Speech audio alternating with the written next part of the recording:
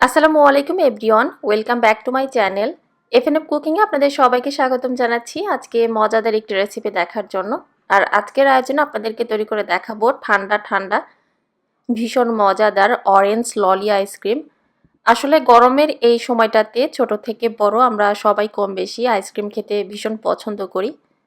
আর আজকের এই আইসক্রিমটা সামান্য কিছু উপকরণে আপনাদেরকে তৈরি করে দেখাবো এবং স্বাস্থ্যকর উপায়ে আপনারা চাইলে নিজেরাই এই আইসক্রিমটা খুব সহজভাবে ঘরেই তৈরি করে নিতে পারেন।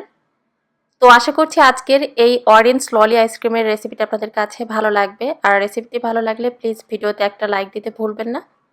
সেই সঙ্গে আপনারা চাইলে আপনাদের ফ্রেন্ডস অ্যান্ড ফ্যামিলির সঙ্গে এই রেসিপিটি শেয়ার করতে পারেন।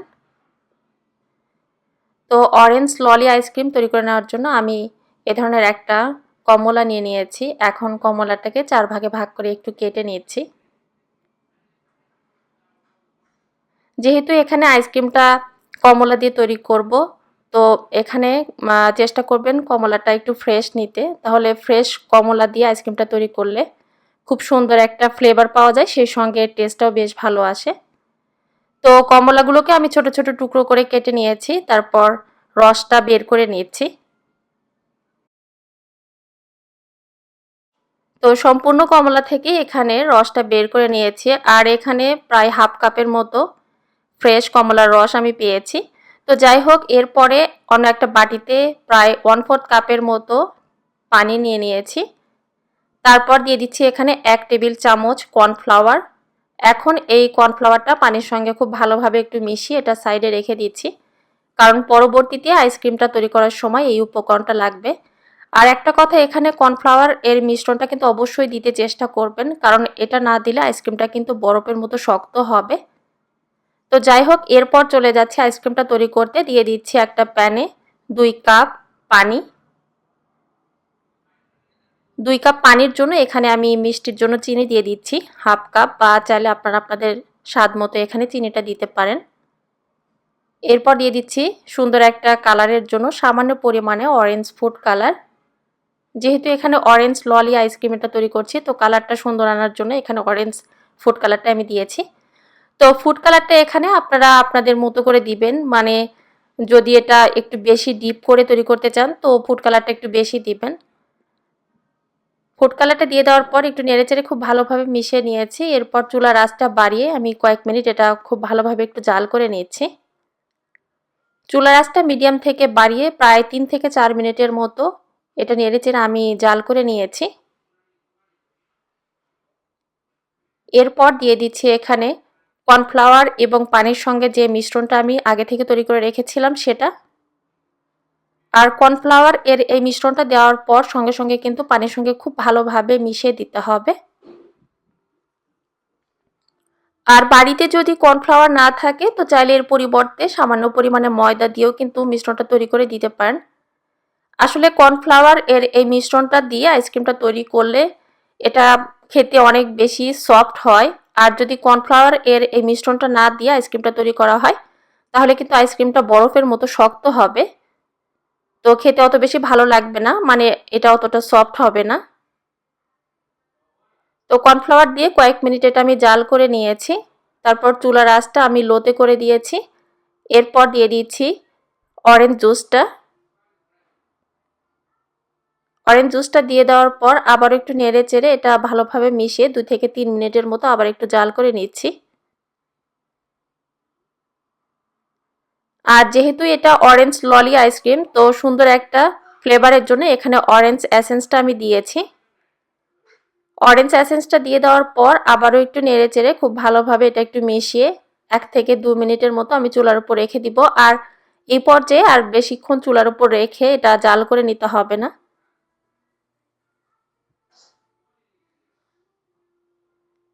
জাস্ট লো আঁচে 2 থেকে 3 মিনিটের মতো এটা একটু জাল করে নিয়ে এটা আমি চুলা থেকে নামিয়ে নিব। আর কর্নফ্লাওয়ার এর মিশ্রণটা দেওয়ার কারণে কিন্তু এটা কিছুক্ষণ জাল করে নেওয়ার পর দেখবেন যে একটু ঘন হবে, তবে এটা কিন্তু খুব বেশি ঘন হবে না। আর এর ঘনত্বটা কেমন হবে সেটাও কিন্তু আমি আপনাদেরকে একটু তুলে দেখালাম। এরপর এটা অনবরত নেড়ে চেড়ে আমি একটু ঠান্ডা করে নিব।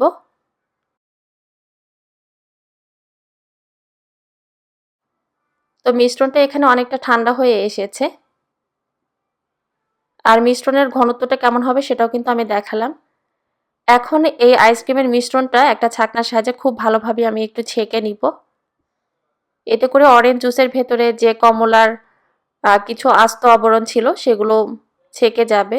অনেক স্মুথ একটা লিকুইড এখানে মিশ্রণ পাওয়া যাবে। তো সম্পূর্ণ আইসক্রিমের মিশ্রণটা এখানে ছাঁকনা দিয়ে ছেঁকে নেওয়ার পর এখন চলে যাচ্ছি আইসক্রিমগুলো মোল্ডে ঢেলে নিতে।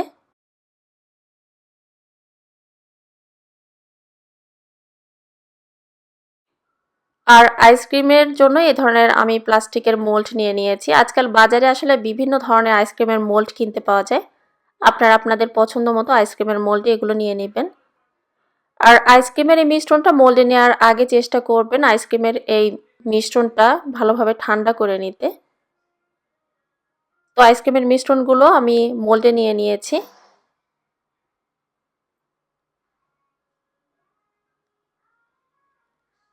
তারপর মোল্ডের ওপরে এই ধরনের একটা ফয়েল পেপার দিয়ে এটা মানে আইসক্রিমের মোল্ডের মুখটা আমি ঢেকে দিচ্ছি।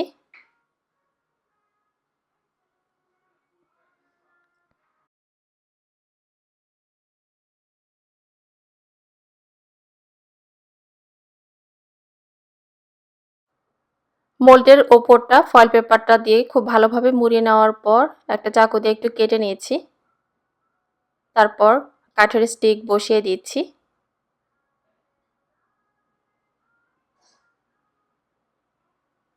এরপর এখন এই আইসক্রিমের মোল্ডটা আমি ডিপ ফ্রিজে রেখে দিব খুব ভালোভাবে আইসক্রিমটা মোল্ডের সাথে সেট হওয়ার জন্য।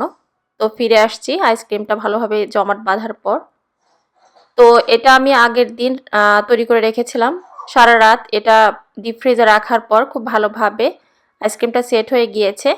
এখন আইসক্রিমটা মোল্ড থেকে আমি বের করে নিব।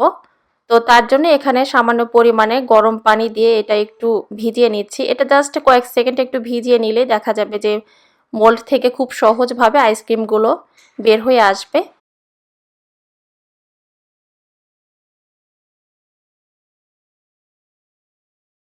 তো একটু টান দিলে দেখবেন যে খুব সুন্দরভাবে আইসক্রিমটা মোল্ড থেকে বের হয়ে আসছে।